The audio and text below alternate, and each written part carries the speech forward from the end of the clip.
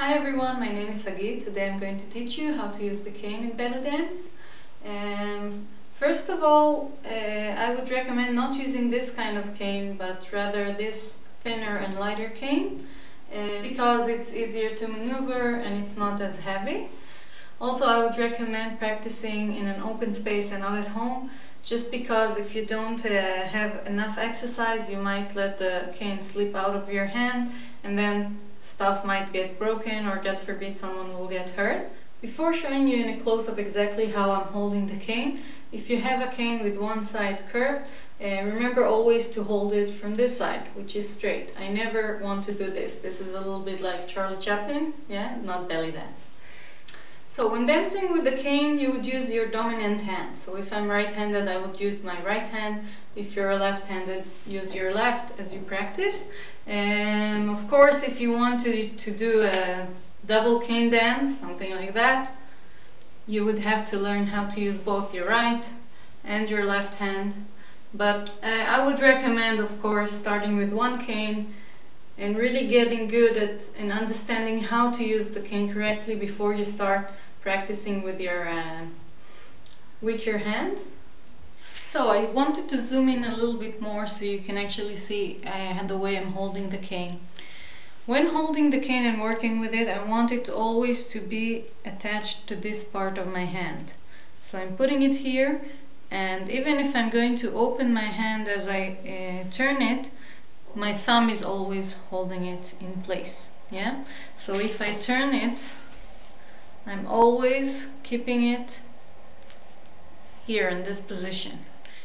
When teaching in class how to use the cane, sometimes I see students trying to do a different grip as they try to turn the cane, or letting it slip and holding it with this finger instead of the thumb. This is wrong. Again, you want to make sure you keep the cane always here.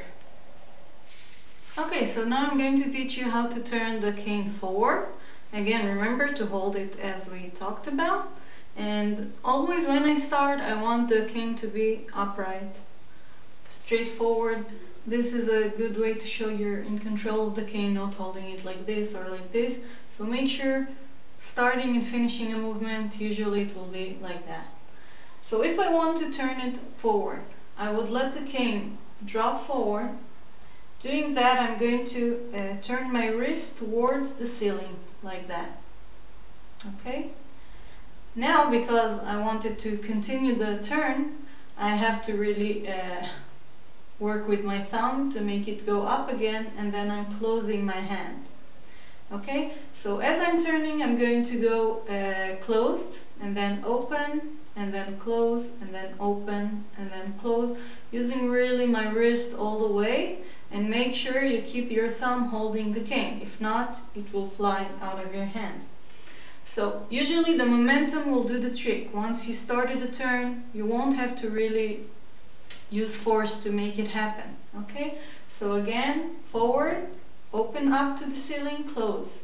Open, close, open, close, open, close, open, close. And again, try to hold it and finish with it straight up. Another important thing is always leave a little bit of an extra with your cane. The reason is that sometimes the palm starts to get sweaty and you might start to lose grip. If you have the extra, you can just stop the turning, yeah, and adjust again. And if you're holding it right at the edge, it's going to fly right out of your hands. So make sure to always have a little bit extra here. Now let me show you how to turn backwards. It's the same idea. I'm going to let the cane drop back, opening my palm up to the ceiling, and then as it comes back up, I'm going to close my hand. Again, always don't forget using your thumb. So back and up, back and up. Notice that as I'm using the cane, I'm not using my whole hand and my whole arm yet. I don't want this. The secret is in the wrist, and I'm going to show you at the end of the clip a good way to practice to get your wrists more flexible. So one more time, going back and forward, back and forward, back and forward. Now, as you feel more confident, as you're doing a few turns of the cane, you can just leave your palm open all the time and just hold it with your thumb. But at first I would recommend open, close, yeah? Turning the cane, I want it to be parallel to my body. That means doing it like this and not letting the cane go in this diagonal line or in this diagonal line, yeah? You want to keep it parallel to your body. So, as I said before, the secret is in the wrist, and we want a good flexibility to turn the wrist all the way. You want it to get to this position. And sometimes people don't have the flexibility, it goes like this, which will mean that the cane will turn and it won't be parallel to my body as I'm turning it. So 2 exercises to help you with that.